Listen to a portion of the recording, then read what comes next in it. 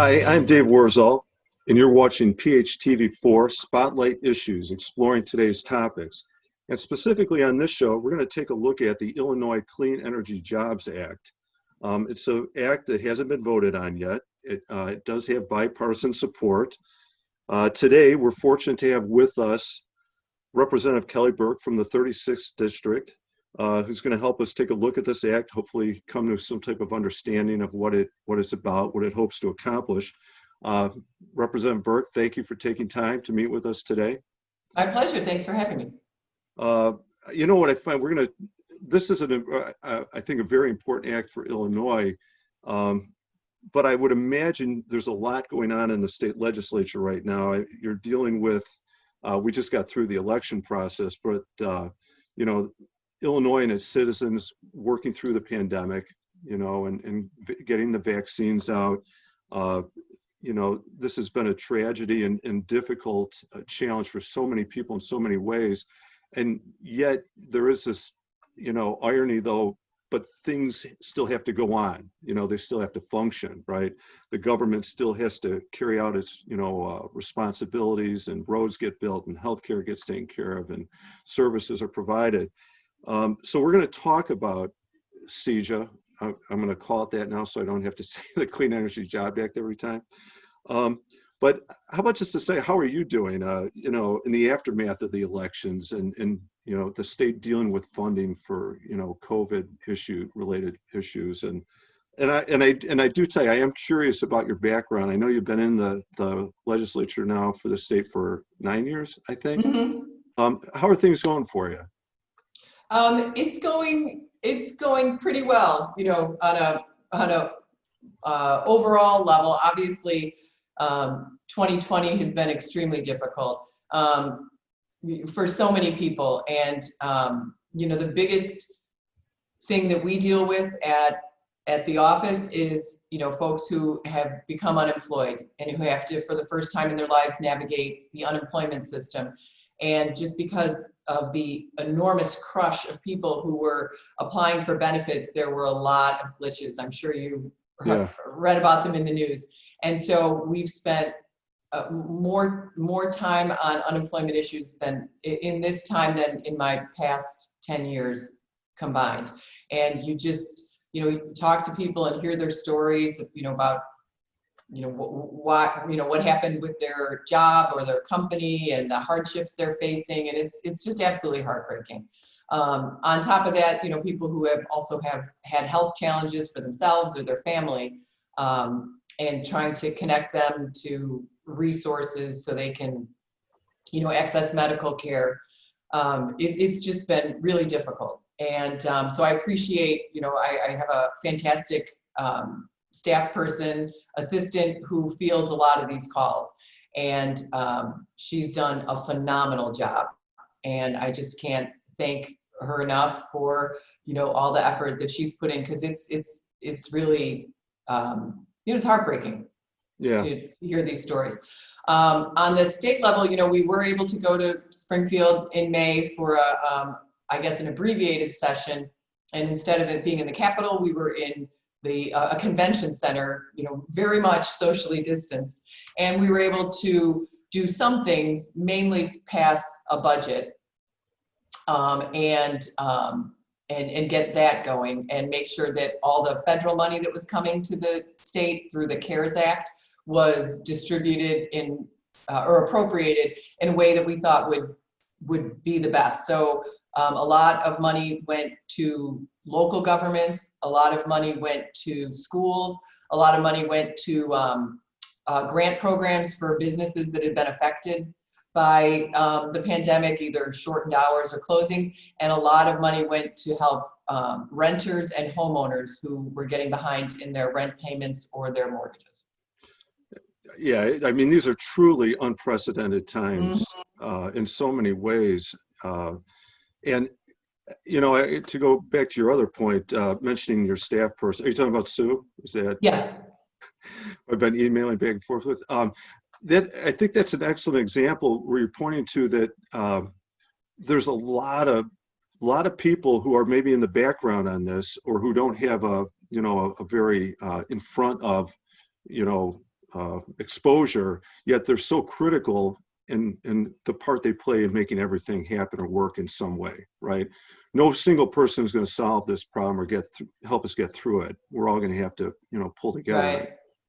Right. And especially for the people who were facing unemployment, this might have been the first time, other than, going to get their driver's license, that they've really had to interact with state government. Yeah. It was disappointing for us that their interaction with state government was so frustrating. And so we really tried to give personal service and help them where we can. We don't have access to the files, of the unemployment. So we were acting as liaison, but it was really important to me that, she and I spoke to people personally and really heard them, because they're hurting. Yeah, and especially at a time when they're in a bad situation and they feel vulnerable.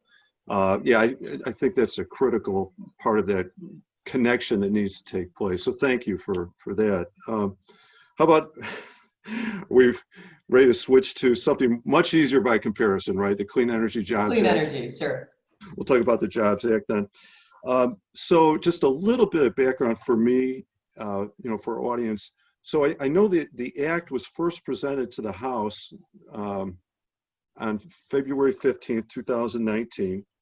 And I know, very naively, I follow politics. I follow what's going on in our state. I feel like I know what's going on. And then when I first read that, I'm like, February 2019, why isn't this either voted, up or down at some point?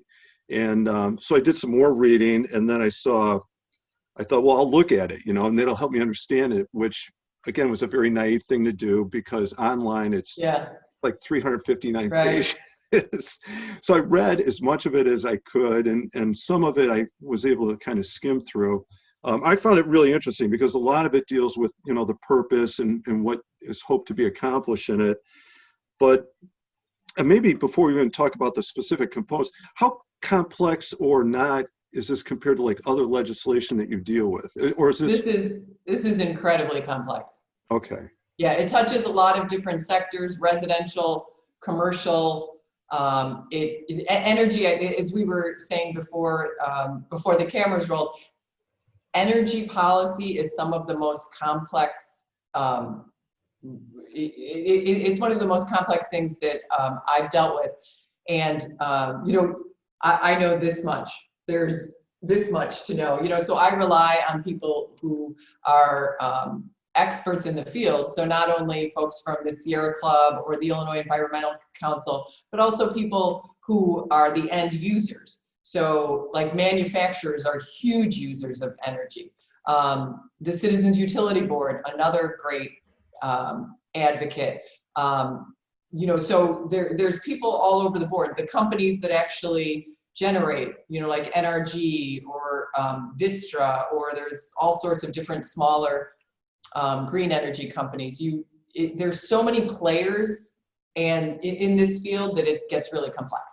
Okay, and I can imagine that. This is there's so many moving parts in it, right? One quick related to this. I know we had. I hope I'm gonna get it right. Like the Future Energies Job Act, was it? And that goes back to 2016. And I did look up that a little bit. Yes. Could you characterize this as like the new and improved version of that, or the updated version of that, or in part? This I would say is a continuation of a portion of the Future Energy Jobs Act. Okay. So FEJA,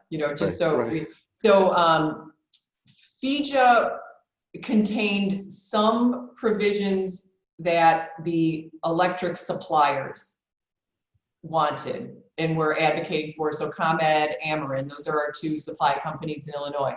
And it was a combination of different changes to statute that would affect their rate and the way that they get, set their rates for their customers. And then it combined a whole bunch of green energy initiatives. And that's how it came together. So a lot of what was in the bill from the clean energy standpoint is in place and moving forward, like community solar. Right. So I'm really excited about community solar. I've actually just tried to sign my house up for it. And I have an appointment, so I'm signed up, and then you have some sort of, I don't know, orientation process with the folks on Friday. So I'm really excited to see how that turns out. But those are, you know, other opportunities to grow the clean energy market in Illinois. This moves past that and just is on a whole higher level. More comprehensive, would you say? More comprehensive, right, and makes changes to how we actually plan for the supply of electricity. Okay, it's interesting. And I had just heard about community solar for the first time just a couple months ago, and I talked to my wife about that possibility. Yeah, I hope that is something that our public, our community becomes more aware of. That is an exciting option based on what I heard about it. Yeah. So Representative Hurley and I think Senator Cunningham's joining in. We haven't clarified it, but we're hoping to have something in January where we have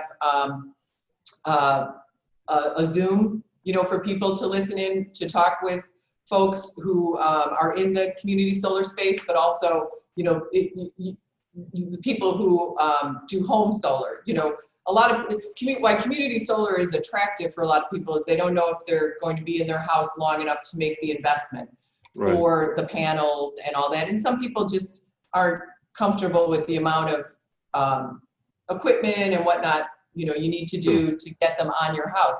And for those folks, community solar is an attractive option. But there are a lot of people who still want to move forward with, you know, outfitting their house or their small business with solar panels. So we're hoping to have a community forum where people can get tons of information about pricing and programs for both of those. Well, that sounds good. Yeah, no, it sounds so stay really tuned. Good. How about what are some other things that this act would hope to accomplish? So the goal of the act is to push the supply of to push Illinois toward greater use of renewable energy, or clean energy, I guess you can say. And so there's, you know, even amongst the folks who are advocates for clean energy, there's sometimes even a disagreement about what constitutes clean energy. So the nuclear power companies would push to say that they are clean energy, but you know, there are environmental groups who say no, they shouldn't be counted. So you know, even the definition of what counts as clean energy is, you know, still under discussion, and that just illustrates some of the complexities of this bill. Still part of the debate, huh? Exactly, but as part of moving to a much greater share of our energy being clean energy, there will be disruptions in the energy supplying marketplace. And so you've seen there are coal burning plants that are mostly downstate. I think most of them are owned by a company called Vistra, and they have recently announced that they're going to transition those plants offline and eventually stop using them, you know, stop using coal. I don't know what if their plans are to retrofit them to a different, you know, cleaner burning type of energy, or if their plans are to just remove them from service. But even these companies who have you know, fought against a lot of the clean energy initiatives are realizing that the trend is not in their favor, and they're, you know, doing some long-term planning. So that, I think, gives a boost to the credibility of you know, having a very you know, having the goal of so much more clean energy by 2050, I believe. You know, maybe maybe that kind of speaks to the point you're saying about the energy companies, recognizing the trend. Um, I want to mention this, really quickly. That seems to be a good transition to this. That according to the Illinois chapter, the Sierra Club, putting out their poll numbers on this, they show that 98% of the Democrats are in favor, 84% of the independents are for this, 58% of the Republicans. So it has bipartisan support. It has a pretty, broad support Yeah. base. And even that's, maybe that's kind of the point that how does a legislation like this, it is very complex, draw support so widely? Well, so it's interesting, Dave, as we were, I pulled up the bill on the General Assembly website, and while percentage of, the public that might support the goals of CEJA, from what I'm seeing, there's only one Republican representative who has signed on as a sponsor. I'm just doing a quick check through here so I don't miss anybody. So to me, the fact that there's only one who's publicly signed on to a bill that's been, out there since February 2019, indicates that there's still some opposition within the Republican side of the aisle about this bill. And that is, why a lot of these talks have been going on. I got you. Okay. Well, then maybe that's part of this next conversation. I mean, we'll get to the opposition. Maybe this next question deals with, well, what are the benefits? Why should people support? I mean, what type of impact would, if this were voted in and it were approved and it were enacted, what type of benefits would Illinois see from this? Well, I think the biggest benefit is moving to more renewable energy, which has so many benefits health-wise, for the future of our planet, moving away from fossil fuels, and also, creating our own energy sources within our own state and creating enough energy within our state to not only supply ourselves, but to also supply other, places in our region who maybe aren't going to be as proactive as we are on clean energy at the policy level. But there are, as you have said, these are goals that have broad support amongst people, whether they're Democrat or Republican or independent. It also is going to create lots of jobs in the clean energy field. And, that is everything from the actual manufacturing of the components to the installation, to the maintenance, all sorts of related fields that come along with that, the engineering, the servicing, things like that. So it is poised to be a job creator. And it's a comprehensive climate bill that focuses on the job creation. There's also components in there for some consumer protections, against higher energy bills. Higher energy costs. Exactly. I know we're going to talk about this later. Maybe this is a good point to bring it up, though, that the concern about jobs. If I work in a plant that might be affected, this might be shut down because of this shift. I would be worried about that. Maybe I'd have a hard time supporting it. But there is protection. I believe, was it job training or health coverage for a period of years until as they transition to a new? Yeah, there is. Hang on, let me get to my right screen. There's a couple things within here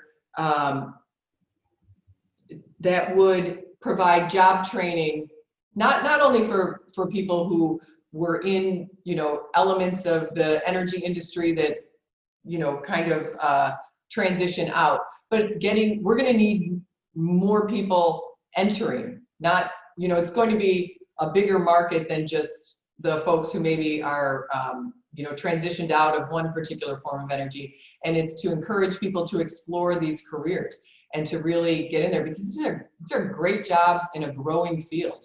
Right. So there's a lot of training dollars. I'd have to double check on the pool of insurance, like the supports, so to speak, for people who maybe are in transition between jobs. I'd have to double check on that. It might be on page 462. I thought I saw, and I might be able to find it real quick. I thought I saw like 3 to 5 years. You may be correct. I just Yeah. don't see that handy. But I could see that being a real concern. Oh, I get it. absolutely. I want clean energy. I want the air to be clean. I want to be healthy, but I need to pay a bill. I need to feed my Right. family. Do I have Right. a job? And so, And that's where, I would, I don't know every aspect of the opposition to this bill, but that is a very fair point, to make sure that the folks who are negatively impacted job-wise mhm, don't get left behind, right. right? Because maybe the new energy creation isn't in the exact same county, Right. where they worked. How are we going to support those, Right. those folks so that they can participate in this as well? Yeah. Well, and good. Hopefully people can trust in their representatives to, make sure that their concerns are being met that way, because Yeah. it sounds like this act is trying to address those issues, Let's, you mentioned the year, and I know when I read it, I thought, oh my gosh, it's not far away. So the plan is to have 100% clean energy. I saw 2045, but then I saw, the 2050, 100% renewable by 2050, carbon free by 2030. So carbon free, well, heck, it's Yeah. 21. I mean, we're almost, we're 9-10 years away Right. from that one. 100% renewable, we're talking about 30 years away. My first thought honestly was, is that even possible? But my question to you would Right. be, how do we make that a reality? I mean, if the thing was enacted, that still seems like a real challenge. And you've hit the nail on the head, and I think your analysis is fueling much of the opposition to this, that that there's a questioning of whether 10 years or 9 years, I guess by this time, is a long enough ramp or runway to get to where we are. And I think there's some serious considerations that this is a laudable goal for the long term, but 2030 isn't realistic to achieve everything that would need to be achieved to hit those goals. So I think that the timeline is a big topic of discussion. Okay. How about the 2050? Does that feel more doable? Well, yeah. And again, these are, like exactly what needs to be done to get to that 2030 and 2050 are above my pay grade, so to speak. But I just know from all the discussions that I've been involved in is that there's just a big concern that those two timeframes are not realistic. And so my understanding, I believe, is if you shift one, the 2030, then the other gets shifted forward as well. Okay. So I understand that. I think we, the general public, that's a concept we get, that the goals are good, can we functionally, practically, get them in that time frame? And I could see where that becomes part of the debate. Yeah, and I think there's also a concern that while there is broad support for moving to clean energy, people also don't want to see their electric bills skyrocket either, right? So you need to make sure that there's a reliable source of production of electricity. And one of the one of the benefits for Illinois residents is that we have compared to our surrounding states, and especially, you know, the Northeast or out West, we have relatively inexpensive electric costs. And so that benefits the regular, you know, residential user, but compound that by thousands and thousands and thousands for manufacturing companies that use a ton of electricity, and the fear of rates rising to an uncompetitive level, that's a real fear for them. And they're, I think, trying to work through some assurances about where you wouldn't get in a situation where there's not enough electricity being produced, and therefore, you know, drives the cost Sure. up. Right. They want their product or their services to be competitive and affordable. And this is something that's going to impact, you know, their, Exactly. yeah, no, I can see where that would complicate this. You know, I'm going to mention other states have acts like this. Maryland passed one in Yeah. 2018 that seems similar. I'm not sure how many other states have something like this. I mean, do we learn anything from how they passed it, or you know, what we would put in our act? You know, you can always learn from somebody who's done something first, you know, and sometimes it's better to be the second or third, Yeah, you know, state that passes something, because you learn from what happened with right, other people. I'm not, but what you do have to remember is that, you know, each state is unique, and I don't know this, I'm just conjecturing, but it could be that, you know, Maryland being a state that has so much coastline, you know, it could be that a big portion of their energy is generated through water, and that they already are at, you know, a clean, yeah, they may be at a level of clean energy already that it's not as hard to get to right. as we are. I don't know, I'm just throwing that out there. No, that's a really good point. Geographically, they're very different than Illinois. You know, obviously we have open farmland. I think we're probably set up better for wind and solar than Yes, states are. Maryland is tucked into that northeast, you know, metropolitan coastline. So yeah, that's a really good point. I mean, we're all kind of dealing with our own geographic and population density issues and things like that. right. You know, And not only supply is a factor, but your demand. And so you take, you know, some states have really embraced energy efficiencies, and that is something that CEJA does put some money into helping consumers become more energy efficient.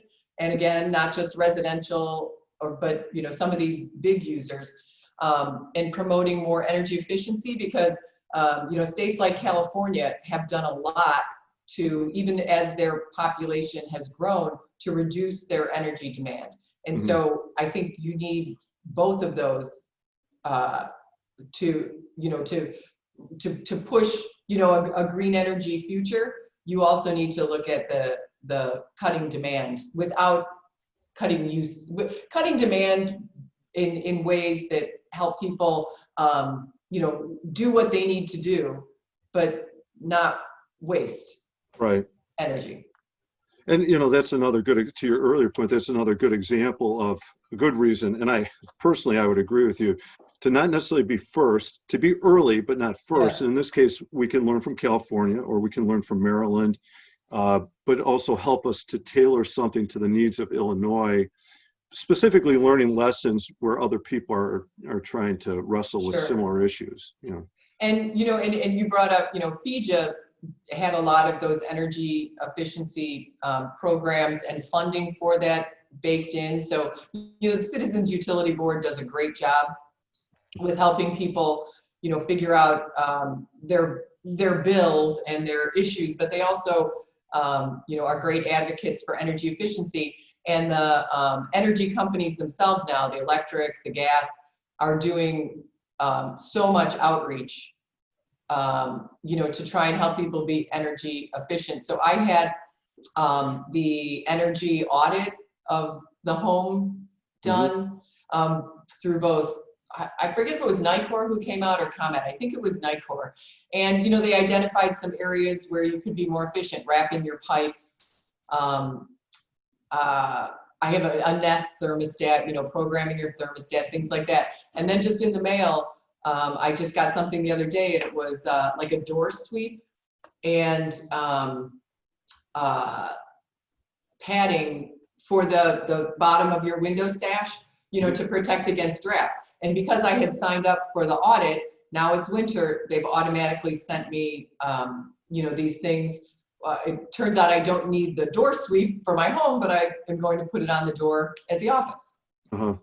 Yeah, so, those small things right. combined by millions of customers, it adds up. Yeah, and I think that's an excellent point because, it's easy to look at big picture of, like the power plant kind of thing, but there are a lot of little things that obviously add up when, pulled collectively. I don't know if we finished talking about it. I'm going to combine it with this question, like the issue of opposition to this. I know we've talked about several of the concerns about why maybe Sure. this can't happen or not yet, or maybe a little bit further on. But let's do the hypothetical. I'm an Illinois citizen. I hadn't heard of CEJA until, a few months ago. Now I've heard of it, but I'm sure that a lot of people are not familiar with it, or maybe they've only heard of it. What do you think I need to consider before I say, yes, this is something we got to have. I need to call my state rep and say, please, let's make this happen. Or the other way, I've looked at this. I have some real concerns that need to be addressed before I can support something like this.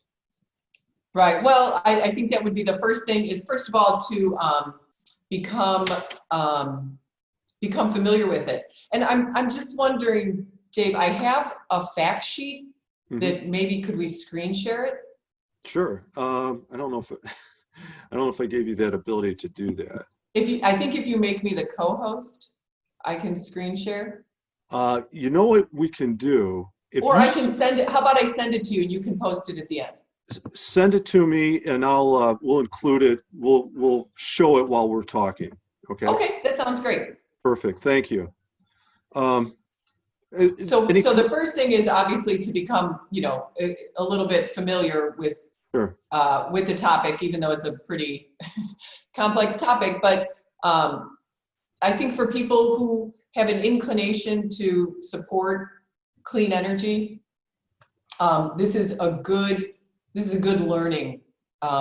This is a good learning tool because there's a lot of things in this bill that just push forward that goal of clean energy, and then to let their legislator know that they support it. Mm-hmm. Now, how about if I'm that other person who, I've got. Who doesn't want it? Yeah, what about that? Same thing. No, I agree with you, Victor. First of all, I think, it's easy for me to say, yeah, I want clean energy. I want, I don't want pollution generated. I want a better environment for my children. Those I think, are wonderful ideas. But what does that really mean? I think the point to education is a critical factor here. So that. Yeah. But if the devil's in the details, as they say. Right. But what if I'm, and I think it's important for that person who might favor those things to understand the true implications of what it means to make that move, right? What about if I'm the person who has real reservations about this or openly opposes it?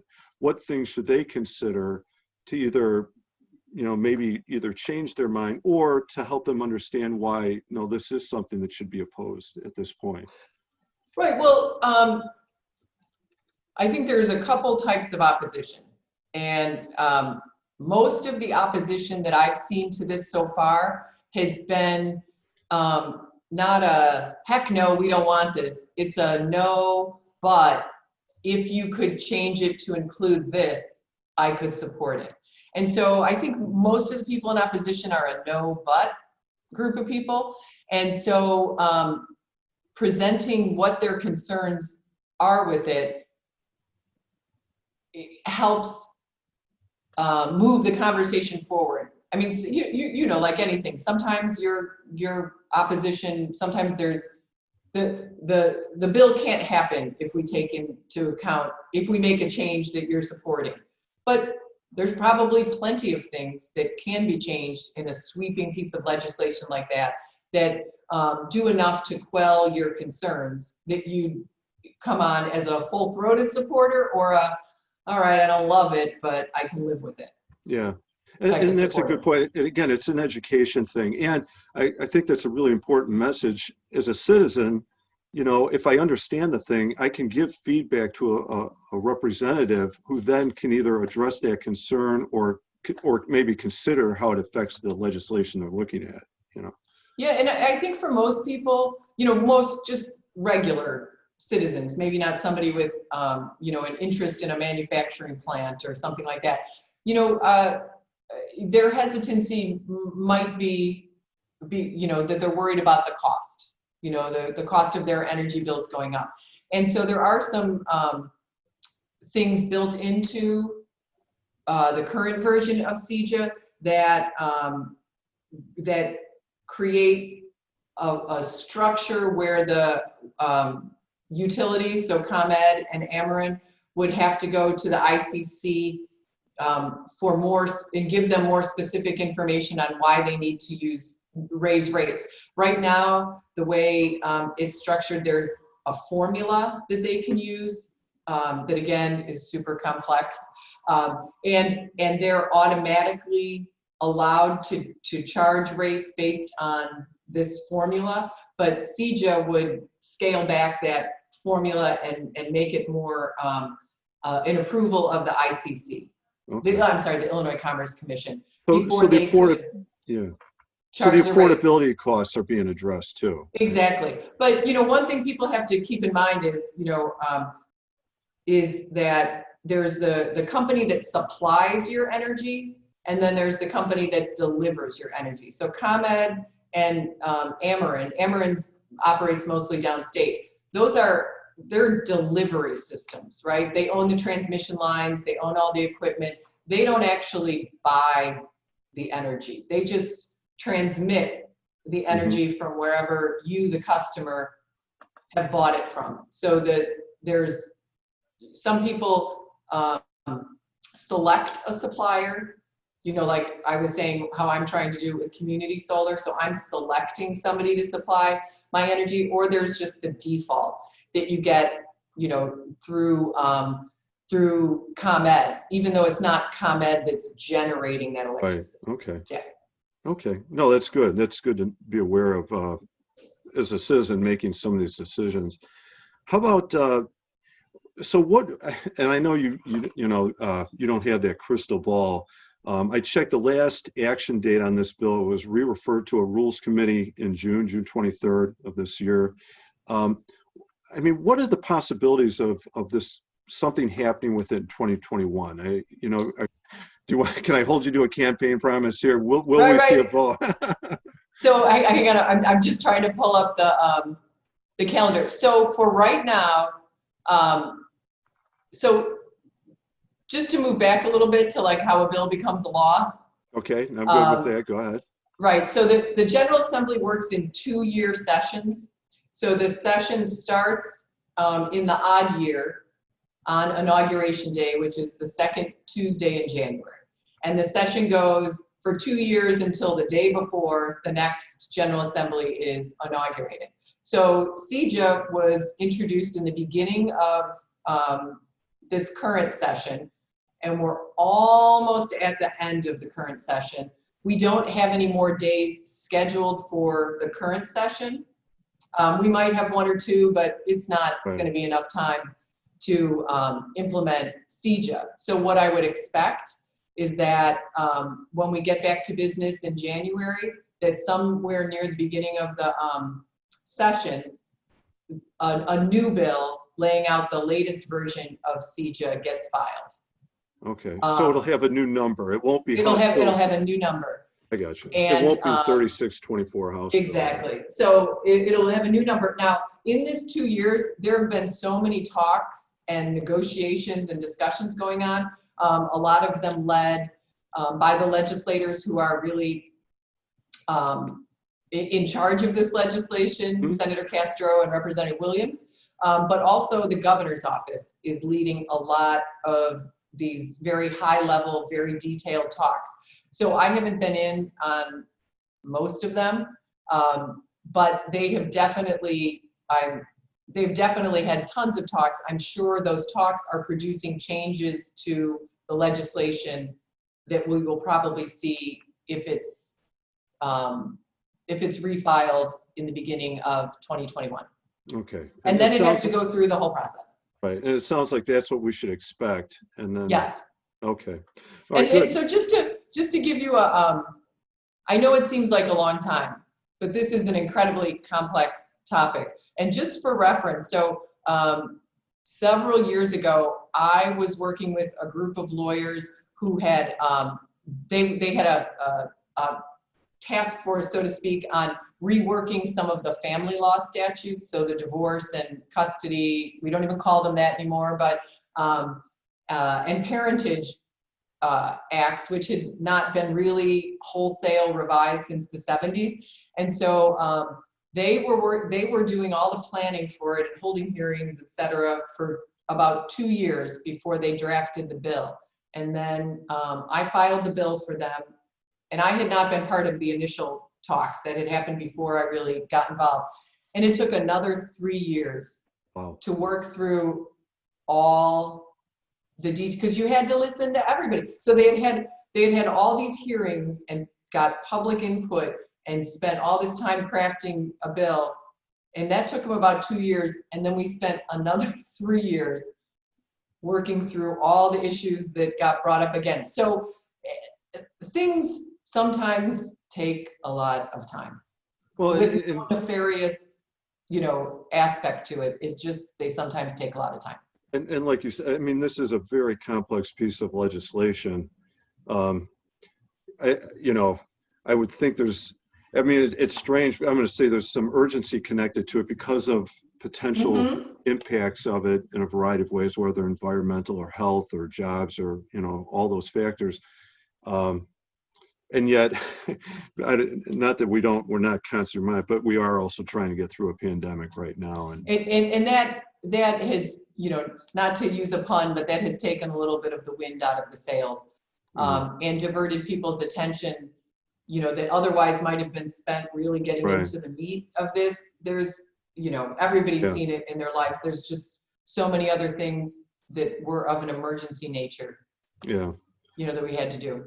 Before we get going, I do want to ask one more. We can't avoid talking about COVID all the time. We've avoided a little bit to talk about CEJA, but are there any other pieces of legislation coming up that you're working on, or things that we might see coming up in the next year that you want to mention? You don't have to. I don't want to put you on the spot with.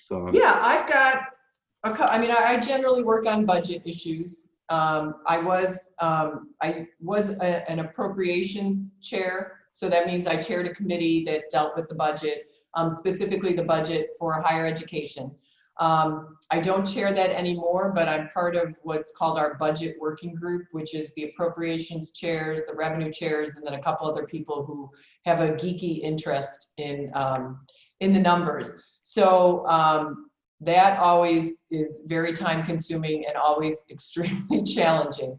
And then I'm working on one piece of legislation with a variety of groups regarding non-compete agreements, that oftentimes employees are required to sign, many times professionals, doctors, lawyers, accountants, things like that, but also sometimes salespeople, people who work in tech.